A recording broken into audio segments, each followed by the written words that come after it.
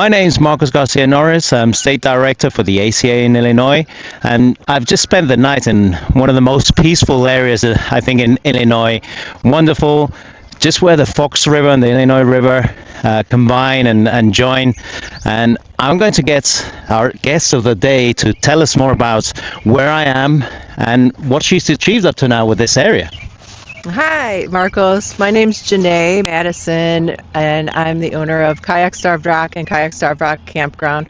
We're located about approximately 80 miles from Chicago, and we're right next to Starved Rock State Park, right on the Illinois River.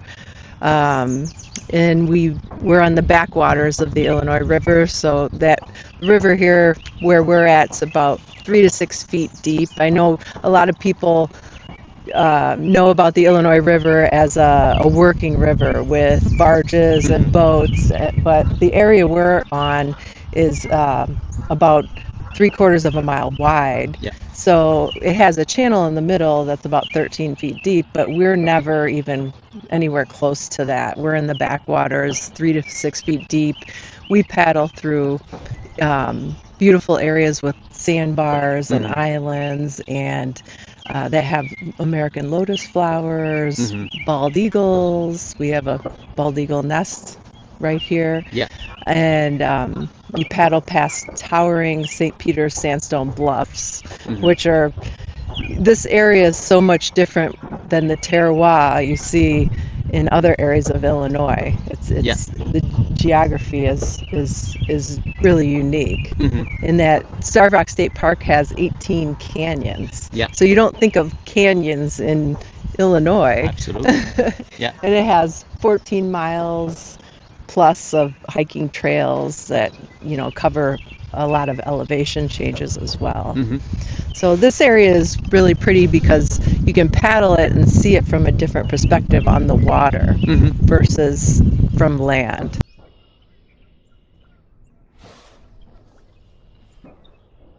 What I love about your location is I've got my camper there.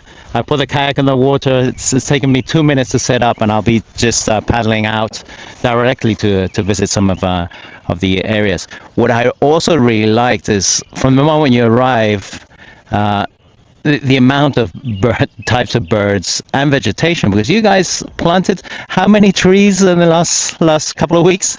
Last week we planted 800 trees. So aside from kayaking, we're very interested in nature conservation, not using herbicides, planting milkweed for the monarch butterflies. So we maintain their numbers, as their numbers have fluctuated quite a bit from their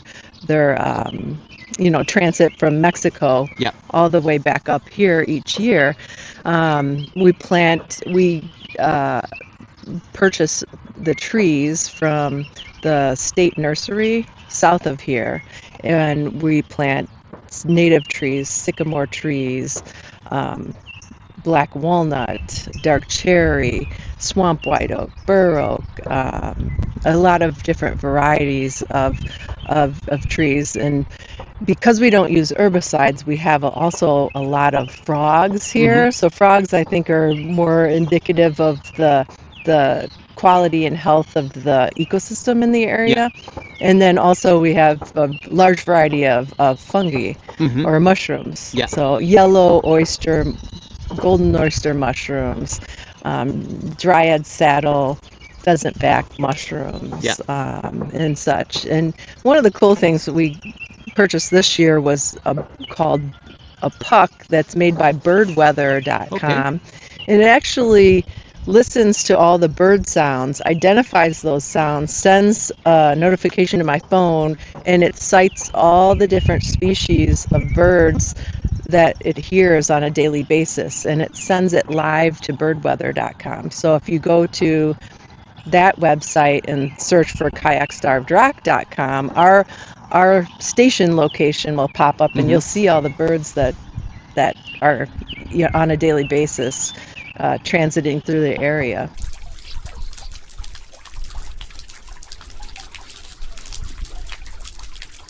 That's an incredible combination of, you've got the river, you've got some paddling to do, nature, And for some of our paddlers that don't want to drag their kayaks or don't have a kayak, I believe you rent kayaks and you even have guides to take people out, right? Sure. Yeah, we have eco tours every weekend and holidays. We have rentals right now, 7 days a week. However, a lot of our campers are kayakers, so that's the allure. We're right here, so along with your camping stay, you're close enough to Chicago. You can do a day trip, Yeah. but you can make it a staycation and extend it into a weekend as well, and hike, horseback ride, zip line, Yeah. you name it.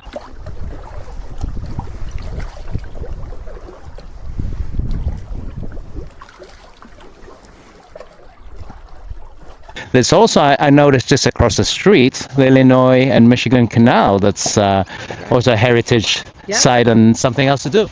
Yep. So the canal trail runs from, I believe it's near Hennepin, and then all the way up to the city.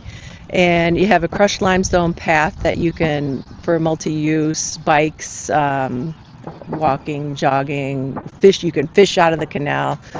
There's quite a bit of crappie in the canal, and we get bike campers as well. Yeah. So the trailhead's not too far from where we're at here, and so we get bike campers from all over the nation that come to Illinois Mhm. just to bike the I&M Canal, or Yeah. Illinois and Michigan Yeah. Canal, which is pretty cool.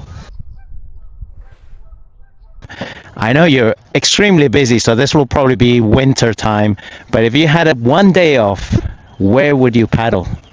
Oh my gosh, there are so many nice places to go. I mean, to narrow it down to one is difficult, but because I never get to paddle because I'm constantly busy with other tasks, I'd love to just paddle here. Here.